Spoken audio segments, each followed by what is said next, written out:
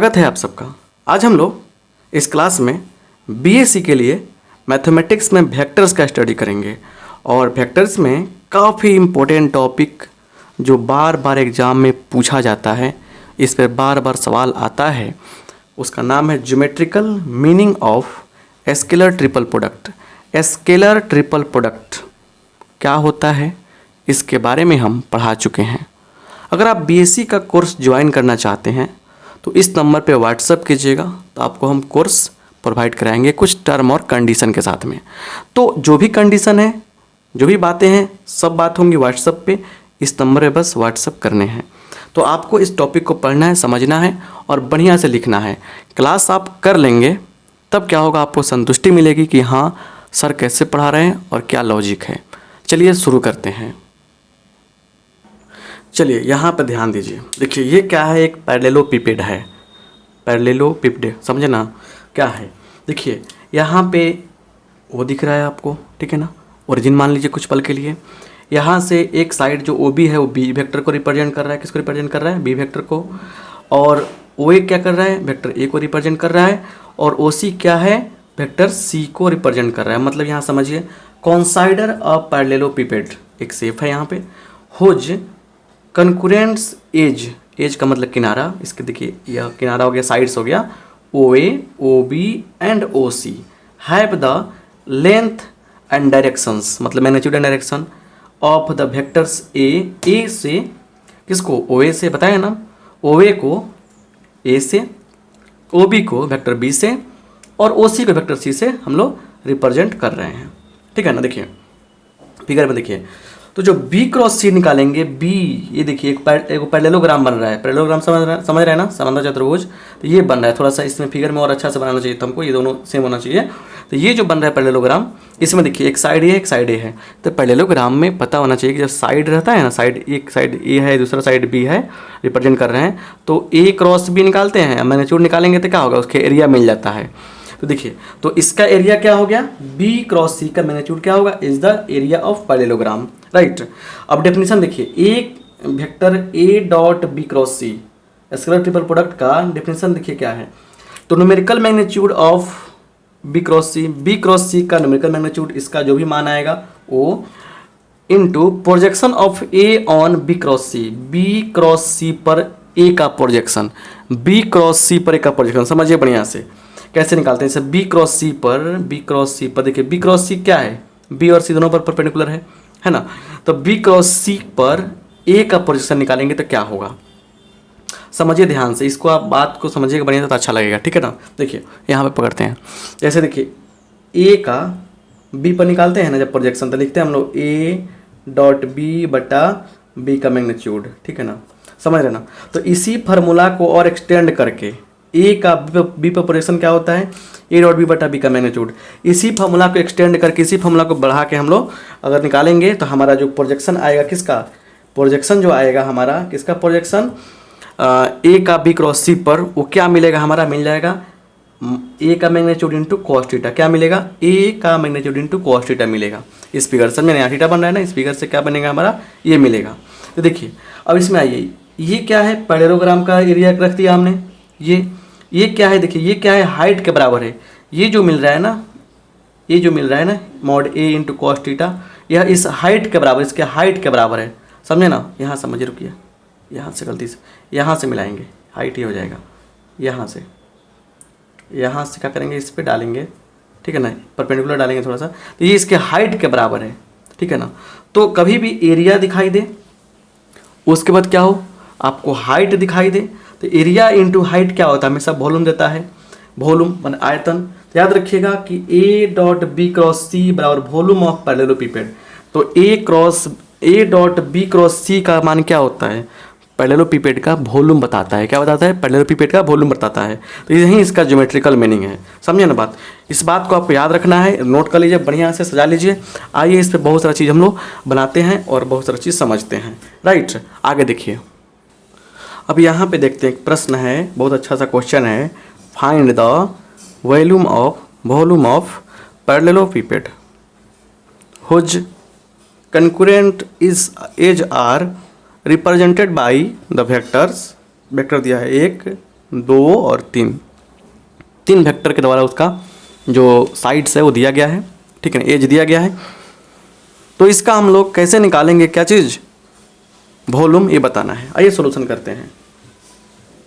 लिखेंगे let vector A equal to, इसको मान लिया हमने क्या चीज़, तो i cap plus 2j cap plus 3k cap.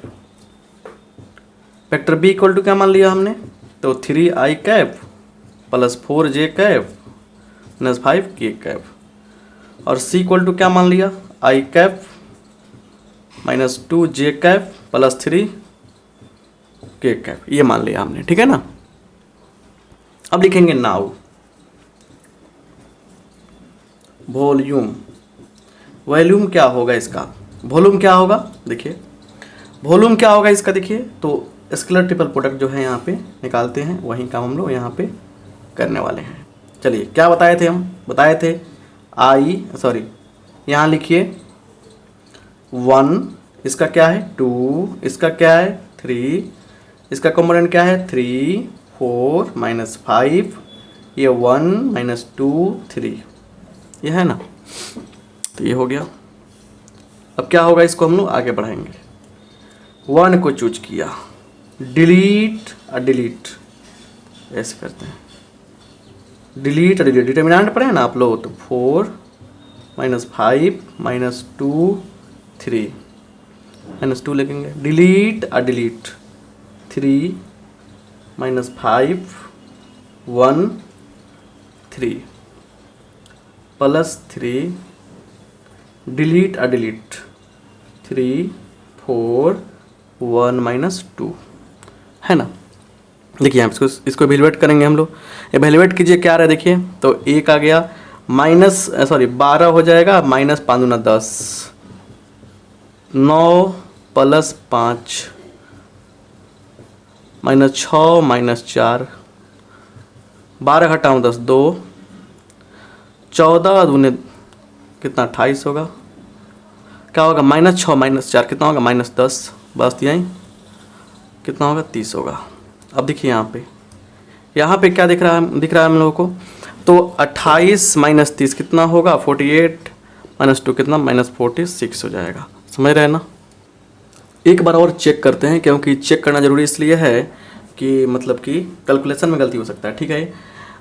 1 लिया, डिलीट डिलीट, 4 माइनस 5 माइनस 2 3, ठीक है, माइनस 2 3 माइनस 5, एक सेकेंड, जैसे इसको लिया हमने, देखिए गलती कहाँ हुआ है, डिलीट डिलीट 3 माइनस 5 1 3 1 3, ठीक है, 3 लिया, डिलीट 3 लिया, डिलीट डिलीट 3 4 1 माइनस 2 1 माइनस 2, ठीक है, तो 4 3 12 और माइनस 10 हो जाएगा, ठीक है, माइनस 2, तो 3 3 9 और प्लस 5 हुआ, ठीक है, ये होगा 3 माइनस 6 और माइनस 4, ठीक है।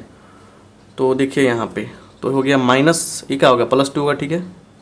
उसके बाद ये हो गया 9 5 14, 14 दूना 28 माइनस 28, और ये हो गया माइनस 10 त्रिका माइनस 30, तो कितना होगा देखिए, ये सॉरी ये कितना होगा, जोड़ यहाँ गलती किए थे, तो 30 और कितना होगा माइनस 28 कितना होगा, ये दोनों को ऐड करेंगे हम लोग, तो हो जाएगा माइनस 58 माइनस 56 हो गया।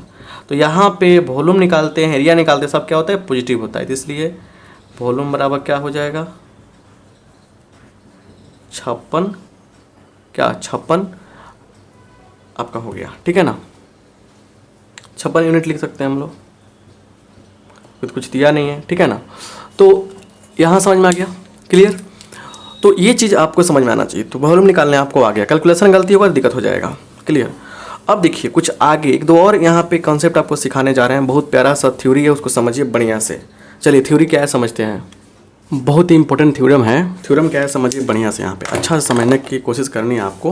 कह रहा है कि prove the necessary and sufficient condition that 3 non parallel नहीं है, नॉन जीरो भी नहीं है, मतलब उनका मैग्नीट्यूड जीरो नहीं है, वेक्टर्स ए बी सी क्या है कोप्लेनर, ये कोप्लेनर है, उसका तब क्या होगा, इज ए मतलब ए बी सी का ट्रिपल प्रोडक्ट क्या होगा, 0 होगा। मतलब कि अगर क्या हो, तीनों वेक्टर पैरेलल नहीं है और 0 के इक्वल नहीं है, मतलब इनका मैग्नीट्यूड 0 नहीं है, तो इनका स्केलर ट्रिपल प्रोडक्ट क्या होगा, 0 के बराबर होगा। ऐसे क्वेश्चन एग्जाम में पूछेगा और आपको बनाना है, ठीक है ना। देखिए अच्छा पहले हम बात करते हैं कंडीशन पे। कंडीशन क्या है, लेट ए बी और सी बी कोप्लेनर। मान लीजिए कि पहला में क्या मान लिया हमने कि तीनों क्या है, कोप्लेनर है। देखिए कोप्लेनर तो क्या होगा, बी क्रॉस सी। देखिए बी क्रॉस सी क्या होता है, जैसे बी क्रॉस सी निकालते हैं हम लोग, तो बी क्रॉस सी पता होना चाहिए कि आपको ये बी और सी के प्लेन में, मतलब जिस क्या बोलते हैं यहाँ दिख रहा है हम बात कि B cross C represent a vector perpendicular to the plane containing B cross C. मतलब बी क्रॉस सी क्या होता है, बी और सी जिस प्लेन में रहेगा उससे परपेंडिकुलर होता है, लंब होता है, तो क्या होगा, परपेंडिकुलर होगा। Since A lies in that plane, और ए भी क्या उसी प्लेन में है। तो देखिए यहाँ पे अब एक प्लेन में है तो क्या हो गया यहाँ पे बी क्रॉस सी। देखिए बी क्रॉस सी क्या हो गया, ए पर क्या हो गया आपका, परपेंडिकुलर हो गया, ए पर परपेंडिकुलर हो गया। तो जब डॉट प्रोडक्ट निकालेंगे तो ए परपेंडिकुलर जब बी होता है तो ए डॉट बी क्या होता है, 0 होता है।